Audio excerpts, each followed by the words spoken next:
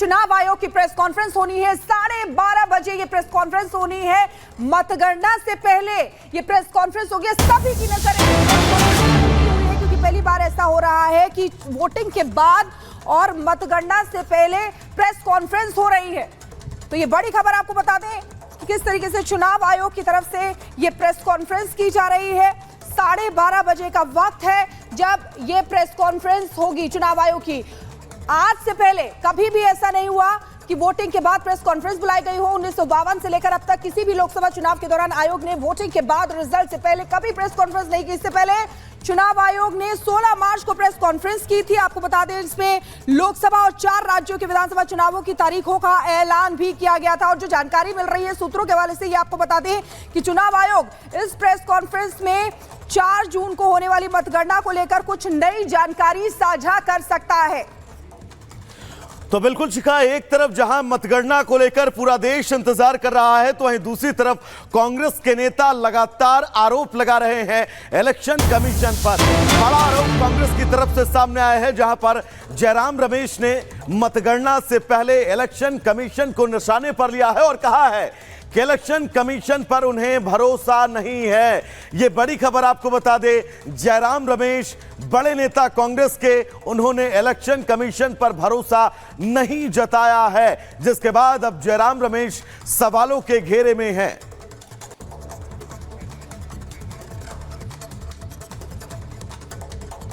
और लोकसभा चुनावों के नतीजे 4 जून को आएंगे, लेकिन उससे पहले ही सियासी तपिश जो है वो बढ़ गई है। जहां एनडीए में बीजेपी में खुशी की लहर है, वहीं आपको बता दें कि इंडी गठबंधन जो है वो बौखला रहा है। बौखलाहट उसकी सामने आ रही है। लगातार मीडिया मोदी सरकार और साथ ही साथ चुनाव आयोग पर अपनी बौखलाहट निकाल रहा है। एक रिपोर्ट इसी से जुड़ी आपको दिखाते हैं।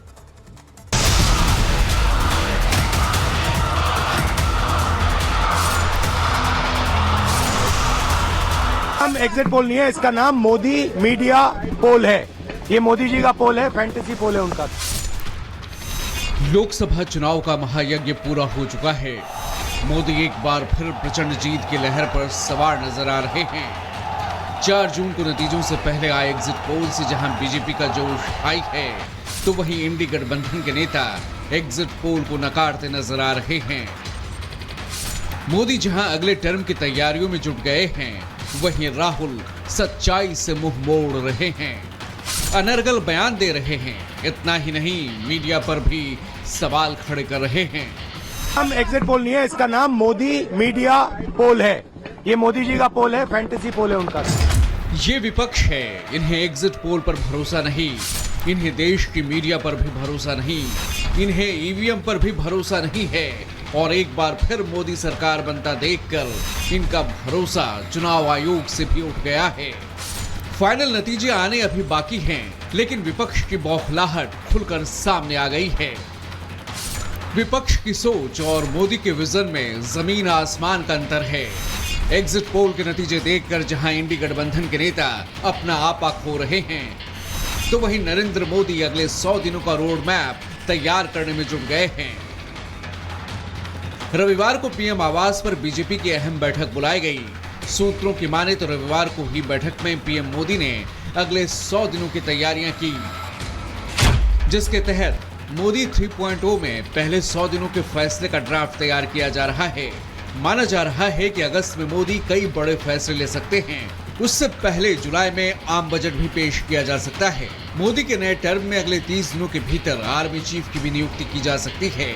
साथ ही आईबी के डायरेक्टर्स की नियुक्ति भी संभव मानी जा रही है। साथ ही मोदी का फोकस मैनिफेस्टो में किए वादों को पूरे करने पर होगा। 4 जून को नतीजों के पक्ष में आते ही मोदी अंतर्राष्ट्रीय दौरे पर G7 की बैठक में शामिल होने जा सकते हैं। भारत को विकसित राष्ट्र बनाने का मोदी ने जो संकल्प लिया है, उसे पूरा करने में वो जुट गए हैं। वहीं दूसरी ओर विपक्ष अभी तक कंफ्यूज और दिशाहीन नजर आ रहा है।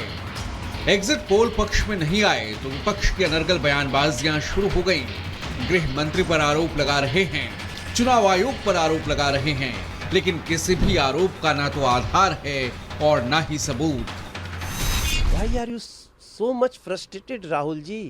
एग्जिट पोल आपको नहीं मानना है मत मानिए, लेकिन ऐसा लगा कि आके बस हाथ छोड़ेंगे। कमाल है, ये फ्रस्ट्रेशन राहुल गांधी का ये बता रहा है कि राहुल गांधी अपनी ज़िंदगी में कभी भी सकारात्मक रास्ते पे नहीं चल सकते, न तो जनता की पसंद हो सकती।